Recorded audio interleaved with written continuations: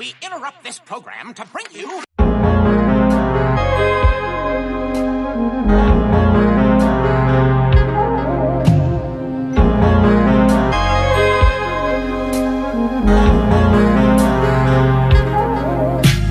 What's going on, y'all? I know it's been a minute since you seen me, but you know who it is. It's your cousin from the South Side, Zay. Um, First off, I want to say thank y'all so much for 79 subscribers. That really means a lot to me. I really appreciate the people that really enjoy the content that I create. Thank y'all, thank y'all, thank y'all, thank y'all so much. It really means a lot to me that so many people really just appreciate the work that I put into doing these interviews, and I'm really glad that so many of y'all really like the artists that have been interviewed on this channel. But without further ado, I'm gonna stop talking. And ladies and gentlemen, good people, let's get into the 33rd installment of Soulful Sounds. Today we're going to be interviewing Ashley K, and she's going to be talking about her album Black God. Good folks, welcome to the 33rd installment of Soulful Sounds. Who am I here with? Ashley K. And today we're going to be talking about her album Black God. First question I want to ask you, where did the name for the album come from? So the name is like a concept. Me and my brother, who's also featured on my album, we are spiritual, and so our spirituality comes from us seeking the God within ourselves. So I was like, okay, Black God. It was just really fitting, just as far as like the aura and stuff that I have for the album. I like that. I like that. I really Yeah. like that. As someone who I try to really dive into spirituality and things like that, I really fuck with it. So Thank you. it's really cool. Um, what was your process when it came to making the album? Did you have like a general process? Like, did you have a certain way on how you make songs or created the album when it comes to even the artwork? You know. Yeah, no, everything was very intentional, from how many tracks there were to only my brother being featured on the project to the producer that helped me produce it. Like every little piece is really important to me, because this album was showing the often dark parts of myself that a lot of people don't see, the more like emotional things about myself that people don't see. So it was like really intentional, every little detail I did, because when people listen to it, I want them to embrace the story and be able to like walk that path with me of that part of my life, and to really be able to like fully immerse yourself into it. That's what's up. I really want to say though, I really love the project. Really, Thank you. I think it's amazing. Thank you. Um, so, how long have you been making music? Like, has this? So this is only my second album I've done. I've been performing and singing, doing poetry over 20 years. I'll be 29 this year. So I've been doing it like over 20 years. So it's something I've always done. This is just the first time I've actually really started putting it out on like mass platforms so other people could really hear outside of like wherever I would perform it. So it was hard for me, especially because recently my first album is no longer being able to be streamed anywhere. So that was kind of a hard blow. So I'm glad I have this second album, because it's just really important for me, for people to be able to hear me and hear what I have to say. Yeah, I remember you telling me that, and I was like, "Yo, that's so fucked up." Because Yeah. I've heard other people say the same thing. They've rather if it was submitting their songs to playlists that are on Spotify, or getting trying to get submitted to playlists that are, Spotify recommends you to, like when Hmm. you try to do the whole thing, the Spotify pitch thing to get your Right. song put on Spotify, your song or album on a Spotify recommended playlists, and they still will take your music off because they say things like, "Oh, you fake streams," but it's like you offered me this, so it's like how I faked it. Right. You That know, too. it's real weird. I used to do that a lot. I used to would, you know, I would try to get my songs put on like these big playlists, and then Mhm. when people told me like, "Hey, don't do that," because there's been people in the past that have gotten their music taken off. So Yeah, it's heartbreaking. Like for me, it's still pretty bothersome. Because the first project was like my memoir, so it was a part of me that it was really important. So now that it's like taken down, it's a blow because I feel like a part of me is like missing out. So it's really strange. I didn't think I was gonna be so like connected to my art like that, but I am though. It really bothered me. but yeah, I understand you completely when you coming from, because like as someone who's put out a lot of projects, and like even if you don't put out a lot of projects, like your first project is like very special for anybody Mhm. because it's like it's your first piece of art that you like showing, what you're sharing with the world, and it's Right. like to put so much time and energy into that piece of art and to have Mhm. it snatched, you know, it's a blow. It's a definite blow. Definitely. Sound sorry if I sound like I sound robotic, or I sound like You're fine. no You're good. energy. I just got off work like literally 3 hours ago. I'm trying to, I you know. completely understand. Trust me. Um, next question: what inspires you to create music? So, I'm battling cancer. So a big part of me creating these albums was a way for me to leave a part of myself here once I'm not here anymore. And I think that's why losing the first album hurt so much because that was the first piece that I was like, okay, if I die after this is done, this is how I want people to remember me. So my art is just a way just so people can be able to have a piece of me. My mom will be able to have a piece of me, the people I love, be able just to listen back to my voice and hear the stories I have to tell. So that's really why I kind of started creating it. Okay. Um, another question I would like to ask you is who who is an artist or producer you would like to work with in the future? Ooh, I want to work with you. Me and you have to do some stuff together. I'm like a huge fan of your work. I love the very like poetic, like almost like '90s hip hop sound you have. It's like so cool because like people try to mimic it, but it doesn't sound good, and it just chef's kiss when you do it. Like it just sounds so good. So I definitely want to work with you. You're just saying that for the interview. Not at all. I appreciate that. I do. Um, I just, man, that almost made me cry. I really appreciate that though. I Um, am like your work is so beautiful. Like it really, really is. yeah. I just I just try to be the best version of me. I just try to make something. I I always say to myself, I really just want to make music that people can relate to, Mhm. because I look back at like music from back in the day. Um, Even when it came to like certain genres, rather if it was hip hop or even if it was neo soul, Mhm. those genres of music. But the when it comes to like my music, it's just what I'm a big fan of like artists from back in the day and even in the early or the '90s.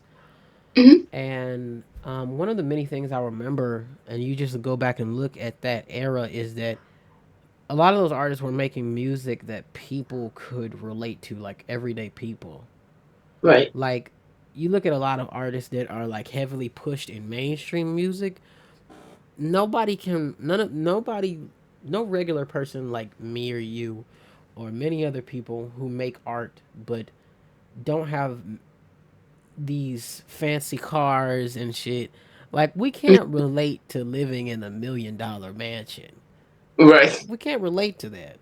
But Hmm. if someone makes a song and makes music about shared struggles that you experience, I think that person will gravitate more towards your music, because especially if you're being honest in your music, if you're being like real, like you rapping about, all of the money you got, but yet you work at McDonald's, Right. you work at Walmart, you work at the supermarket. I just saw you at the local furniture store selling couches. Like, come on, man, you lying. Like, Hmm. I know guys in my city who be capping and Me be too. like, oh, I'll do this to somebody and I be drinking lean, sir. I lived right down the street from you. You ain't That hurting part. nobody. You are lying to these people so badly. But I'm not gonna say nothing, because hey, make your money. However you want to Right. make your money. But when the truth come out, you gonna have to tell it. I And swear.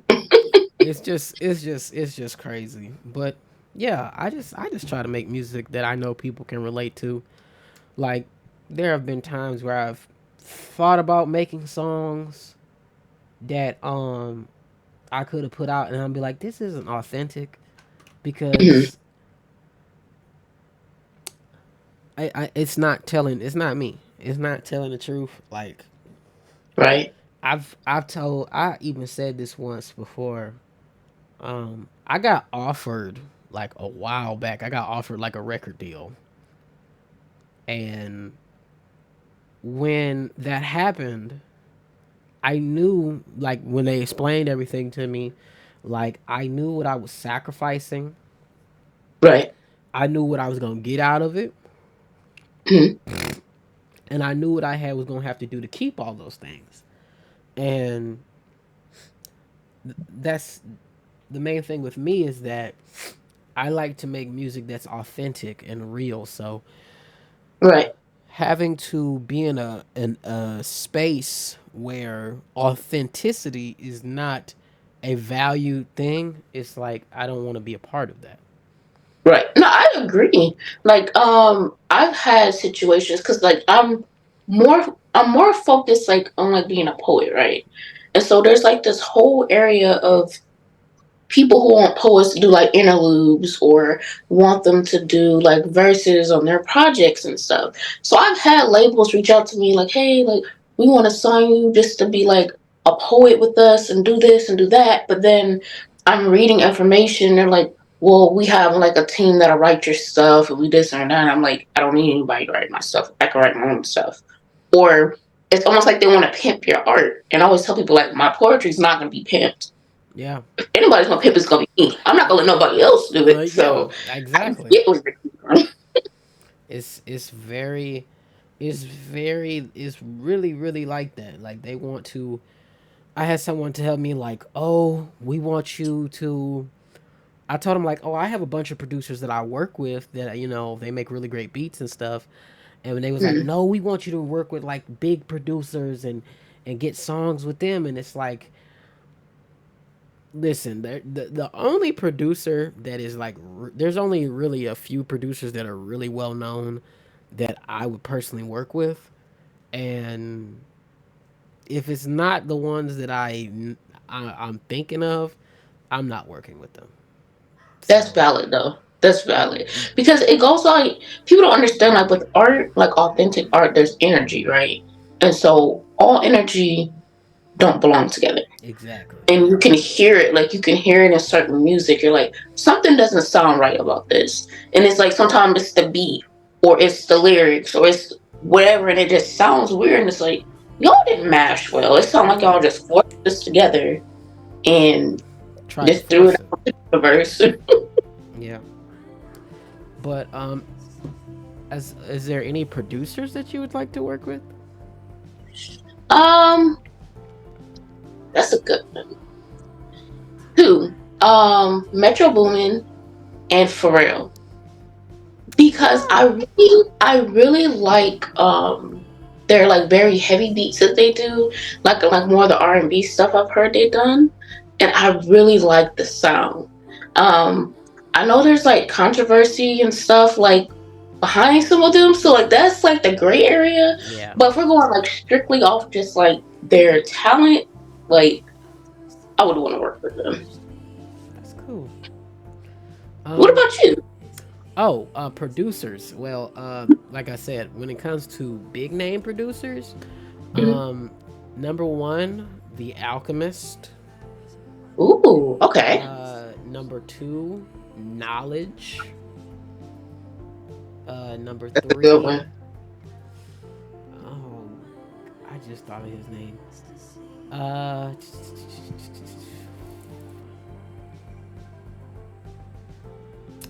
Static Selecta. K Tronada. Ooh, Yes. okay. Now there's also like some unknown producers, like I ain't gonna say unknown, but independent producers I want to work with. Yeah. Um, I want to work with a producer by the name of Yogic Beats.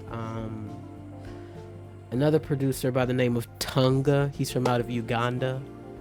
Oh, Um, I've heard some of his stuff. I think like through yes, YouTube and he's. I stuff. love his Yeah. beats.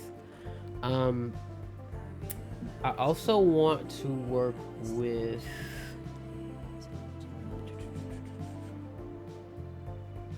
There is. I can't. I hope I'm not butchering her name, but her name is Olivia Latour or Latter. It's like spelled like A. It's spelled Lattore, I believe. Okay. Um, Another producer I would love to work with is Ghost and I forgot the name of the other producer. Let me see if I can find the name. Give me 1 second. Oh yeah, of course. Cause I follow him and I'll be damned if I can't remember the freaking name.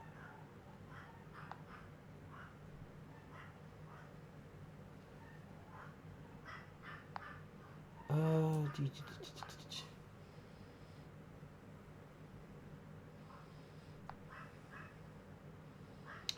um, Give me one. Okay.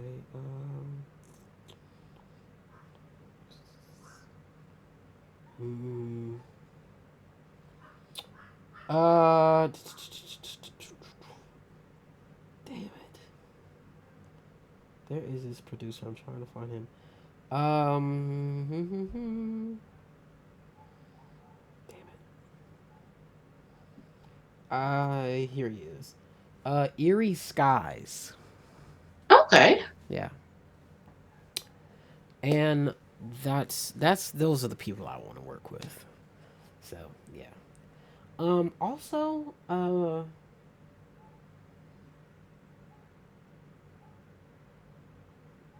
it's another producer. Hold on. No, no. That's it. That's all I'm gonna put. That's all I'm gonna say for right now. Because I don't want to take up too much time. But yeah, that's really it for me. Artists now. I would love to do something with you. You're a really cool person, really cool artist. Think Um,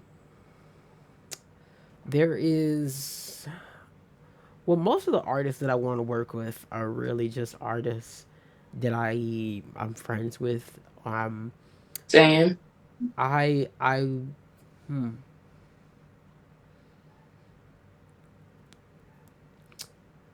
it's a few people. I would love to work with.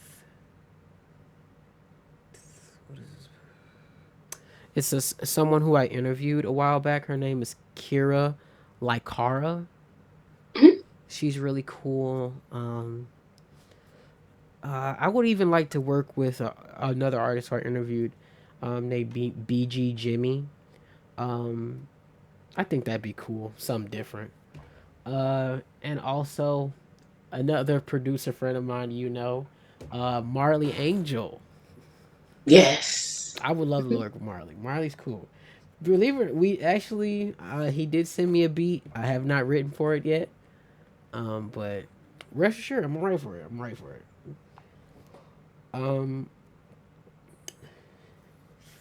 this isn't a question on the on any of my lists, but I always ask everyone this question: what is your zodiac sign? I'm a Libra. Okay, hey, Yeah. yeah, I'm a Taurus. You got that very tough energy. You give a lot of tough love when you love on people, don't you? How did you know that? You're in my head. No, yeah, I do though. I mean, it's not because I'm like, oh, I'm trying to be a dick. It's like I just want you to see that, like, if you're doing something wrong, like I want you to see, like, hey, this is wrong. You shouldn't do it. Hmm. Like, just do this instead. You know? Oh yeah, I definitely understand. Like, cause I'm a Libra, right? And so I have like that balance of like both. And then sometimes like the scales are tip. So sometimes I'll be like one on more on one end than the other. But I always like try to have like this very like mutual balance. But everybody's like, oh, you're a pacifist because you're just trying to make everything peaceful. And I'm like, yeah, like just I don't want to argue. I don't want to hear y'all argue. Like just you do what you want to do. You do what you want to do. Y'all don't hurt each other, and we just go on by our ways. So Yeah, I agree. Um, uh, what's your intentions for the future? that's tough.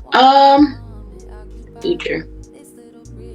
Me and my brother are actually gonna do like a mini film for the track Ethereal and the End, which are like the last two tracks on my album. And so me and him are gonna do a mini film, kind of like silent film. So we are gonna let the lyrics and stuff play in the background, and we're just gonna pretty much act out with each other. Like I'm trying to think. It's like silent film style. So you're gonna be reading like more off the body language and listening to the lyrics versus like focusing on us saying the lyrics, if that makes sense. I got you. So you're gonna really be able to like immerse into the environment and stuff. I got you. Um, so me and him are gonna do that together, which I'm really excited about. His name is Courtney Bell. He is an artist out of Detroit, and he's a pretty big artist, which is crazy because I was nervous to ask my own brother to feature on the project with me because he does so many other things. You know, he's been tours and he's done so many things. So when I reached out to him, I was like, "Hey, brother, what are you doing?" You know, and I'm like trying to butter him up. He's like, "What's up?" I'm like, "You have an album with me?" He's like, "I've been waiting like." You're like, yeah, I'm always down to work with you. Like, I've been waiting for you to say something. So I was just really excited. I got the chance to work with him. I've done stuff with him on his albums. He had a track that's called Introspect, and I did the video with him for that album, for that track. So we've done like other art together, but it was really cool to be able to sit with him and do Ethereal because we'd be able to like really just immerse with just each other and being able to really just throw out all of our emotions and just stuff around like my mortality and battling the cancer. And it was just a space where we didn't hold anything back. We said what needed to be said. And as emotional as it was, because like I'm even emotional talking about it, it was a release that we needed to do, you know. And a lot of people have been touched by it. I've had people like message me and email me and call me. I don't know how they got my number, but call me and be like, you know, they've heard the album or they've heard that track and it really touched them. So I'm like, the album's doing what I wanted it to do. I'm happy to hear that. It's really cool. I mean that. Thank you. You're welcome. Um, what's a verse you can recite without hearing the song? Of my own. Yep, it could be of your Um, own or it could be any song. oh, every track on my album I know by heart. I didn't read any of my own lyrics. I actually just So none of them, like on either one of my albums. Um, oh, I could do one for you though. It goes, when a doctor tells you you've got cancer, your ears fall mute. His voice is an empty shadow of a nothing you get up and leave. When you first have chemo, your stomach is a ball of anger. Bruised arms and needle holes, you are no longer human but pincushion. Forced back tears, a dry tongue. And when you're told you have cancer, you cry enough to feel the now. You cry enough that you are here now. Press the time not to be wasted. Get up and stop acting as if you're done. When you talk about the cancer, you bear your wounds. It will not win, whether I stay or go. It will not win, whether I stay or go. I win when I was told. That's a little verse off that track. That is beautiful. I really Yeah. mean that. That's fucking beautiful. Um, I don't know if I asked you this question. I might have skipped it. Did I ask you what's an album or song you have on rotation? Oh, you haven't? Ah, see, that's how you know I'm a bad interviewer. Not at all. Not at all. Let's see. What album I have in rotation right now? Oh, there's this album. It's called Poverty Stricken, which is by my brother Courtney Bell, Okay. and that album has some of the most like thought provoking tracks I've heard in a long time. So I really, it's on like my chemo playlist. You know, it's like the playlist I listen to during chemo, and it's just some of the most beautiful tracks, and they're very like raw in him, like telling a lot of like childhood stories and things he went through, and so. Um, it just is like an inspiration type of thing. You know, it reminds you like you're going through something hard and somebody else is going through something hard too. You know, and sometimes I gotta remind myself that because I often feel like I'm like sitting in like this darkness by myself. And sometimes I have to remember like there's other people sitting in darkness too, you know. Exactly. 100%. Uh, was making music something you always wanted to do? No. Mm. It was a bucket list item. So it's just something I was like, I want to do this before I die. And I just happened to do it, and I was good at it. And people engaged with me, and people really loved what I started creating. So I was like, okay, well, I'm gonna try it again for the second time. So the second album came out this year, and I was just like, well, I'm gonna try to drop an album every year that I'm here. So you know, if I'm here next year, I'm gonna drop another one. You know, so that's gonna be kind of like my thing, once a year type thing. I'm gonna drop like a whole album. Okay, that's cool. Um, I always say this to people, but uh, if you ever need a verse or anything like that, um, I'm always around. That's good. That's good. Um, who is a artist that inspires you to create music? I have a couple. There's this artist. His name is Brother Ali. He's like more of like an underground artist. There's this group called Atmosphere. I really love their music. There's an artist out of Baltimore. His name is True Thoughts. Him and his brother Sin, they make music together. My brother Courtney Bell.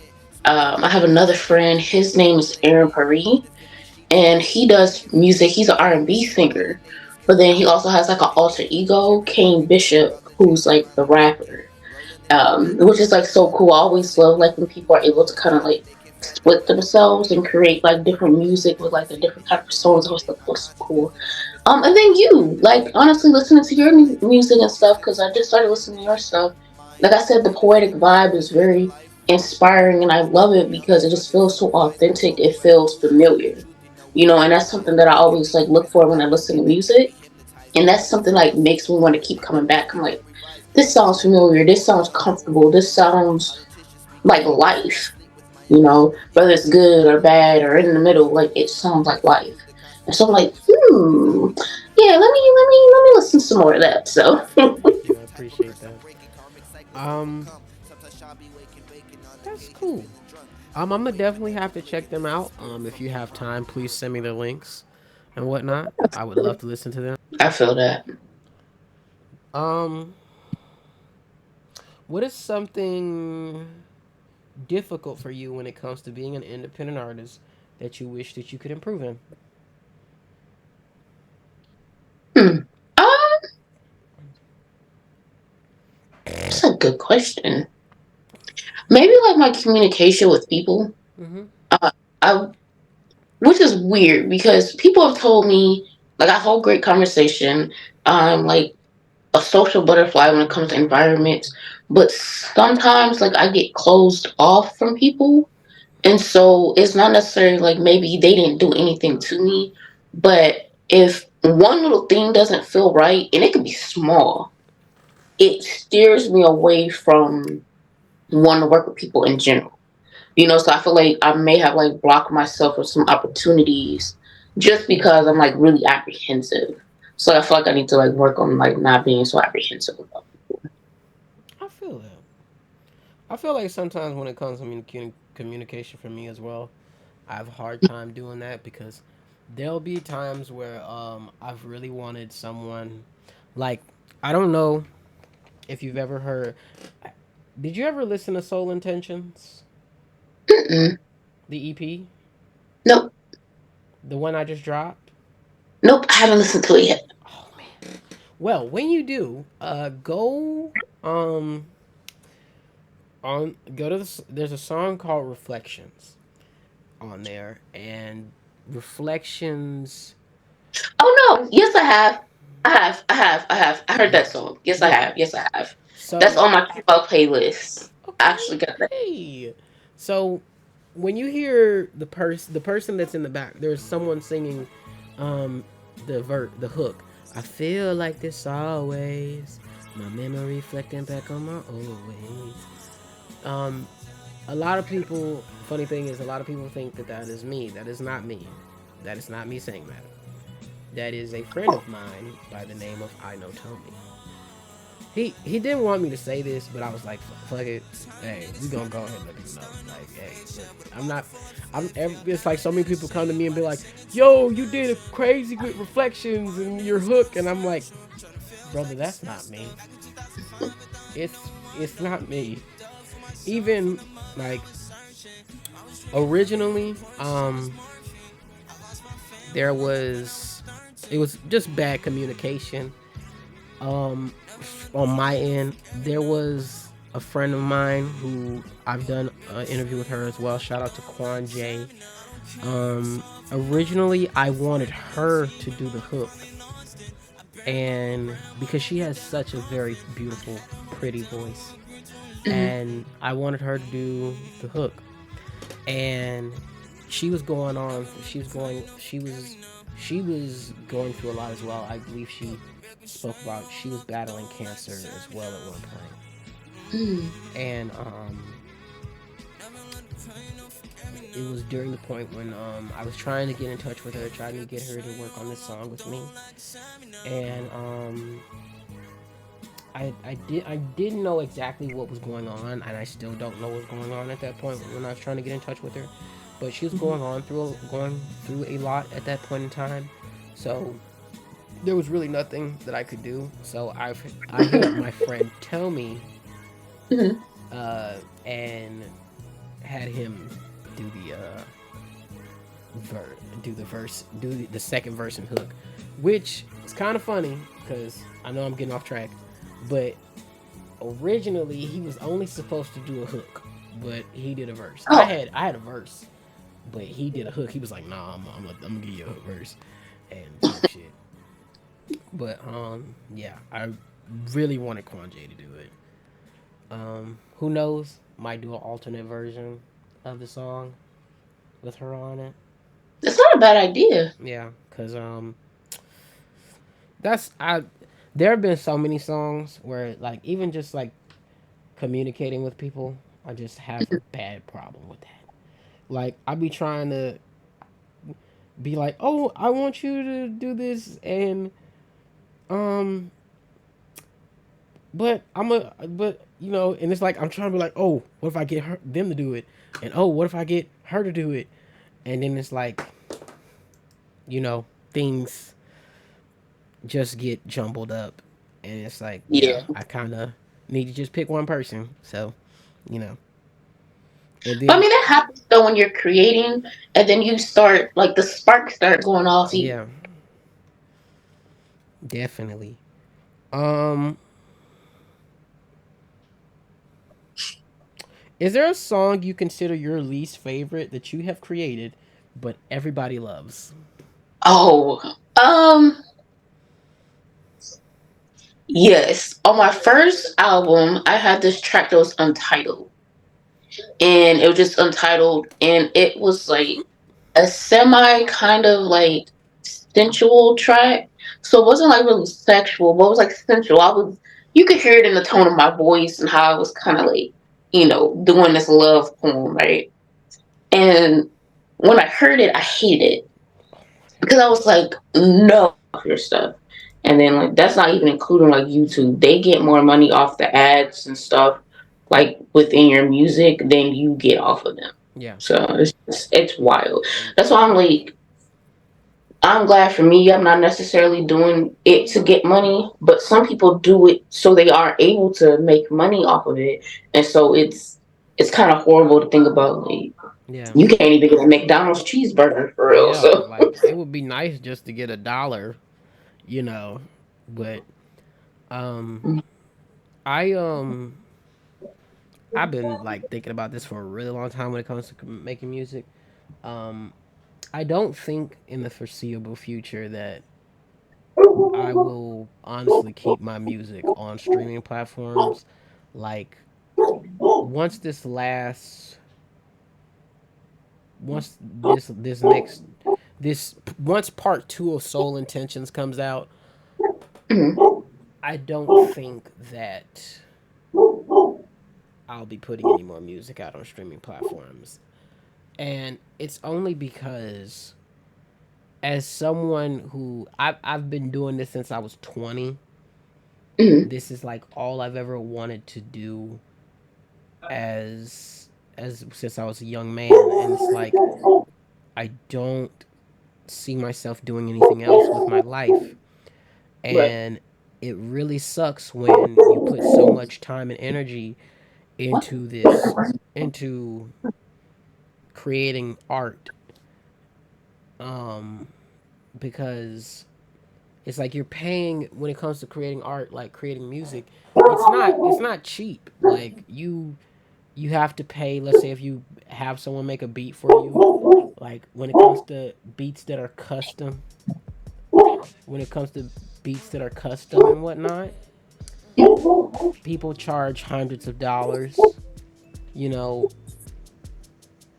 people charge money for their beats. It costs money to get people to mix and engineer your stuff.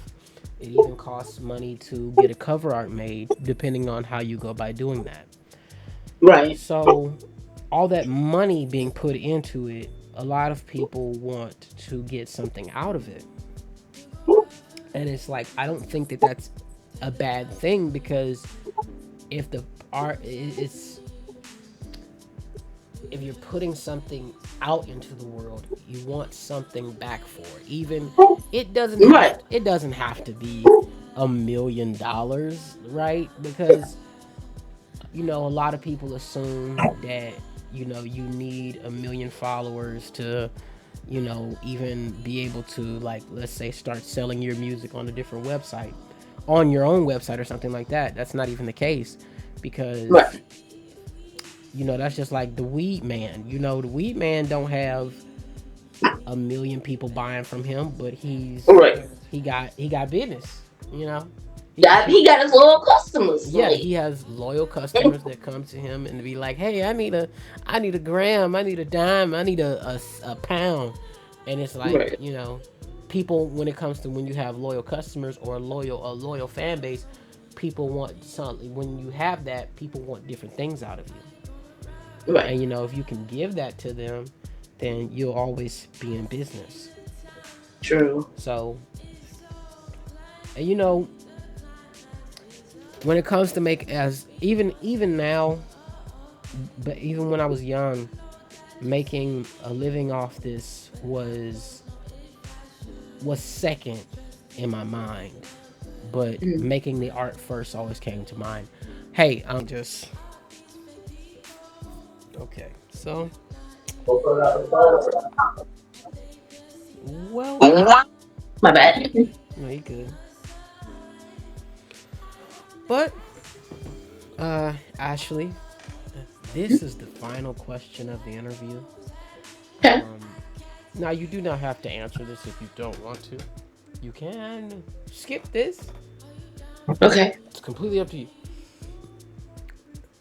But Ashley, tell me an artist that you think is underrated, Okay. and tell me an artist that you think is overrated. Ooh, I love this one. Mm. Um, Underrated. The artist Brother Ali. I feel like he's really underrated because he's like what they call independent artist. So he's like not super mainstream, but he makes like great music. Um, Overrated artist. There's so many.